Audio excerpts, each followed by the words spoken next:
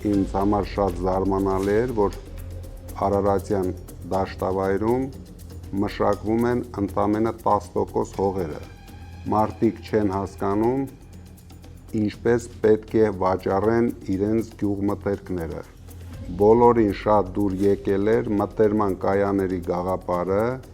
որ իրենք հնարավորություն են ունենալու հենց տարվա սկզբին հաշվարկել իրենց շահույթները։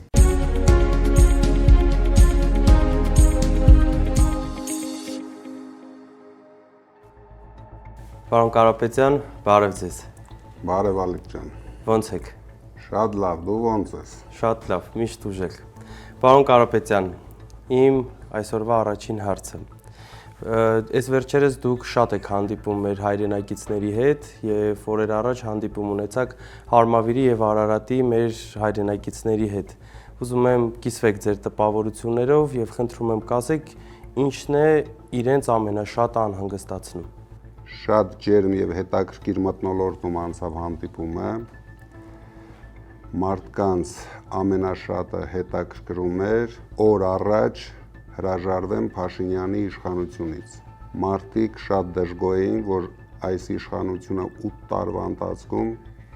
ոչինչ չի արել Արարատյան դաշտավայրի ժողովրդի, ու ես վստահ եմ ամբողջ Հայաստանի ժողովրդի կյանքը գոնե ինչ-որ չափով բարելավելու համար, գյուղացու կյանքը բարելավելու համար։ Ինձ համար շատ զարմանալի էր, որ Արարատյան դաշտավայրում մշակվում են ընդամենը 10% հողերը։ Մարդիկ չեն հասկանում,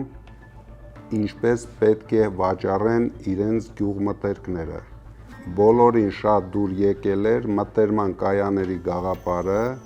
որ իրենք հնարավորություն են ունենալու հենց տարվա սկզբին հաշվարկել իրենց շահույթները։ Պարոն Կարապետյան, վերջերս թուրքական պարբերականներից մեկը իր հոդվածում գրել էր, որ այս տարի հունիսի 4-ին բացվում է հայ-թուրքական սահմանը։ Խնդրում եմ կասեք ձեր դիրքորոշումը հայ-թուրքական հարաբերությունների հարցում։ Նախընտրական փուլում բոլորը, թե Թուրքիան, թե Ադրբեջանը նախընտրական նվերներ անելու են Փաշինյանին, մենք դա հասկանում ենք։ Քանի որ դրանից է կախված Փաշինյանի ընտրվելու հնարավորությունները։ Թուրքիայի հետ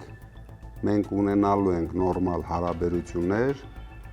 բայց ելնելով Հայաստանի շահերից։ Մենք սահման բացելը չենք համարելու կյանքի խնդիր։ Եթե մեր երկիրը, մեր գյուղատնտեսությունը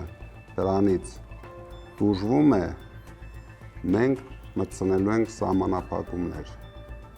Միայն Հայաստանի եւ հայ ժողովրդի շահերից ելնելով ենք բոլոր հարաբերությունները բոլոր երկրների հետ կառուցելու։ Բայց ամենաուրախալին է Ալիևի նվերը մեր ժողովրդի։ Արդեն մենք գիտենք, որ Փաշինյանը գնում է Ադրբեջան։ Պարոն Կարապետյան, վերջերս Նիկոլ Փաշինյանը հպարտությամբ հայտարարեց, որ Հայաստանը եւ Ադրբեջանը առաջին անգամ մասնակցեցին եվրոպական միջոցառման, չնայած այն փաստին, որ Ադրբեջանը Ալիևը մասնակցել էր հեռավար կարգով եւ իր խոսքի մեջ հայտարարեց, որ քննարկում է Եվրոպայի խորհրդի հետ բոլոր տեսակի հարաբերությունների դադարեցնելու հարցը։ Բացի այդ, Ալիևը իր հայտարարությունների մեջ, իր ելույթում Արցախի ղեկավարներին անվանեց ռազմական հանցագործներ, իսկ Արցախի ժողովրդին անջատականներ։ Սակայն Նիկոլ Փաշինյանը որևիցե արձագանք չտվեց։ Ինչպես կմեկնաբանեք այս ակնհայտ հակասությունը, պարոն Կարապետյան։ Դե ես այդտեղ հակասություն չեմ տեսնում։ Դա վերջին տարիների մեր իշխանությունների ապրելակերպն է։ Երբ իրենց ղեկավարը այնտեղից հայտարարություններ է անում, իրենք ընդամենը գլուխները կախ պետք է լսեն։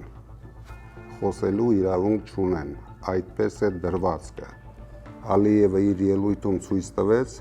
որ իր համար բացարձակ նշանակություն չունի եվրոպական ղեկավարների ներկայությունը Հայաստանում,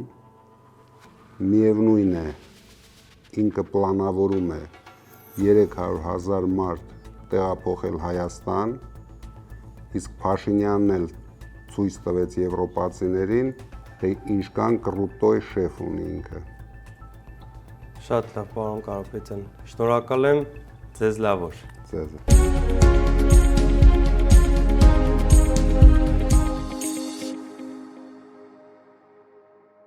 Բաժանորդագրվեք Արմատ մեդիայի ալիքներին YouTube-ում, Facebook-ում, Instagram-ում և Telegram-ում։